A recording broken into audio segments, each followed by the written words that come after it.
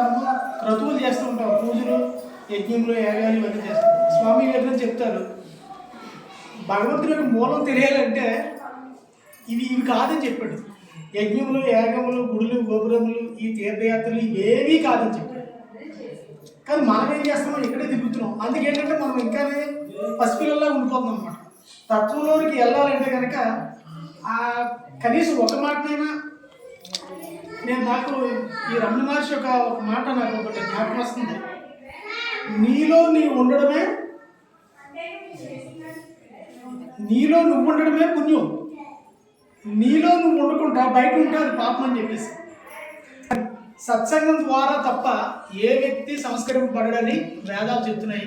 కాబట్టి కనీసం మన కుటుంబంలో భార్య భర్త పిల్లలు కూర్చొని ఒక్క 10 నిమిషాలు ఆ రమణుల యొక్క చెప్పింది ఏదైతే ఉందో అది కనీసం మనం ఒక పేజీ అయినా చదువుకొని దాన్ని మనం చేసామనుకోండి, సాధన పిల్లలకు కూడా మనం నేర్పిన వాళ్ళు అవుతాం. క్రిస్టియన్స్ కానీ ముస్లిమ్స్ కానీ ఒక నియమబద్ధంగా వాళ్ళు చేస్తున్నారు. మనం మాత్రమే నియమం లేకుండా అన్నీ తెలుసు కాబట్టి మనం అన్నీ వదిలేస్తున్నాం. వాళ్ళు ఏదో తెలియదాన్ని ఒకదాన్ని పట్టుకొని వాళ్ళు ఏం చేస్తున్నారంటే దాన్ని సాధన చేసి దానిలో వాళ్ళు గట్టిగా ఉన్నారు.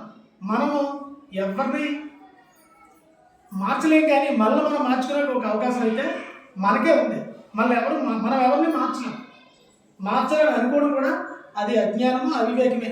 ఎవరిని మార్చుకోవడానికి అవకాశం ఏదైనా మొదటిగా ఏదైనా దొరికితే మళ్ళీ మనం మార్చుకోం.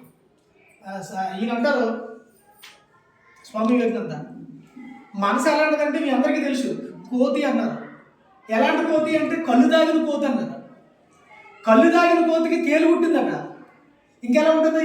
తేలు పుట్టిన కోతికి పిచ్చి దెయ్యం పట్టిందన్నాడు.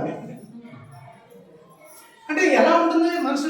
ఎంత భయంకరమైన మనసును మనం పట్టుకురావడం అంటే ఎంతో దానికి నేర్పుగా మనసు వెళ్తుంటే దానికి కూడా వెళ్ళమని చెప్తారు. ముందు కూర్చొని జ్ఞానంలోకి వెళ్ళిపోయి నువ్వు రమణ మహర్షిని పట్టించుకుంటారనంటే అవదు, కానీ ముందు నీ మనసు ఎక్కడి వరకు వెళ్తుందో కళ్ళు మూసుకొని గమనించు అని చెప్పి.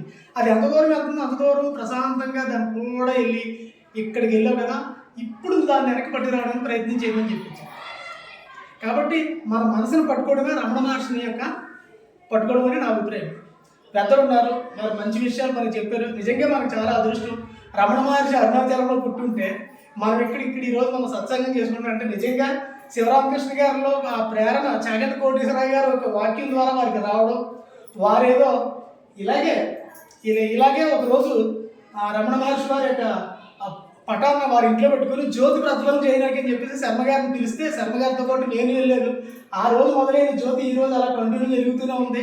చాలామందికి అది వెలుగు మార్గం ఇస్తున్నది. ముఖ్యంగా ఏంటంటే నేను క్రిస్టియానిటీని బయటకు వచ్చిన వాడిని.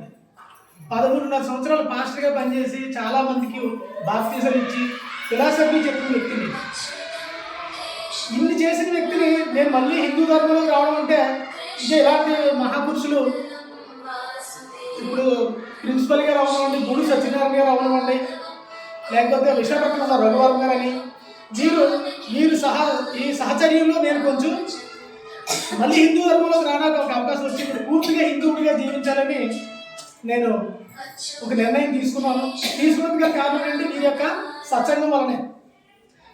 క్రిస్టియన్ అనేవాడు మరలా హిందూగా రావడం అనేది అది జరగని పని. ఎందుకంటే నాచు పట్టిద్దాన్ని మనం గోకేసినా అక్కడ గాయమైపోతుంది తప్ప అది అంత దారుణమైన పరిస్థితి. అంత నరకంగా వెళ్ళిపోతారు. ఒక యేసుప్రభు నామములో మాత్రమే స్వర్గానికి వెళ్తారని చెప్పేసి ఈయనతో ఎన్ని నిద్రలేని రాత్రులు గడిపామండి. ఈ ప్రిన్సిపల్ గారిని కూడా ఆయన నిద్రపోలేదు, నేను నిద్రపోలేదు. తెల్లవారులు ఇదే వాదన.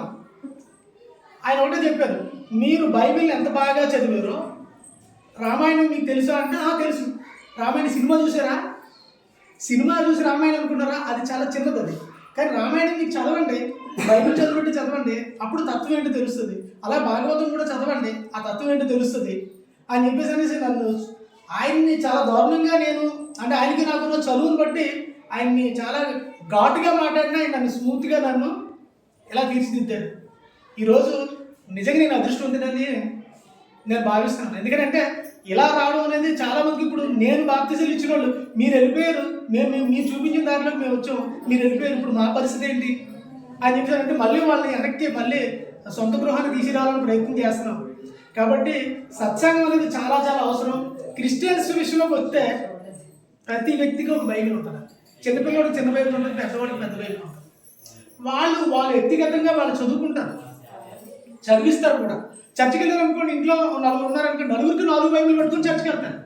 మరి మనకి 4 భగవద్గీతలు ఉన్నాయా? కనీసం ఒక భగవద్గీత ఉందా మన ఇంట్లో? మరి ఎక్కడ వస్తుంది మనకి ధర్మం గురించి తెలుసుకోవాలనే తపన ఎక్కడి నుంచి వస్తుంది? మీరు తెలుసుకున్నది ఏదైతే ఉందో ధర్మం గురించి, అది మీ పిల్లలతో పంచుకోకపోతే పిల్లలకి ఎలా తెలుస్తుంది? అది మన తప్పు కాదా? ఎందుకు మనం భగవద్గీతని నాకంటూ ఒక భగవద్గీత ఉండాలి, నాకంటూ ఒక బైబిల్ ఉండాలని వాళ్ళు ఎలాగ అనుకుంటున్నారో, నాకంటూ ఒక భగవద్గీత ఉండాలి, నాకంటూ ఒక రామాయణం ఉండాలి, వ్యక్తిగతంగా నా పుస్తకం నాకు ఉండాలి, నా బట్టలు నాకు ఎలా ఉన్నాయో అలాగని చెప్పేసి అనే భావన మన హిందువుల్లో వచ్చినప్పుడు ఖచ్చితంగా మనమే సనాతన ధర్మాన్ని చాటిన వాళ్ళు అవుతాం.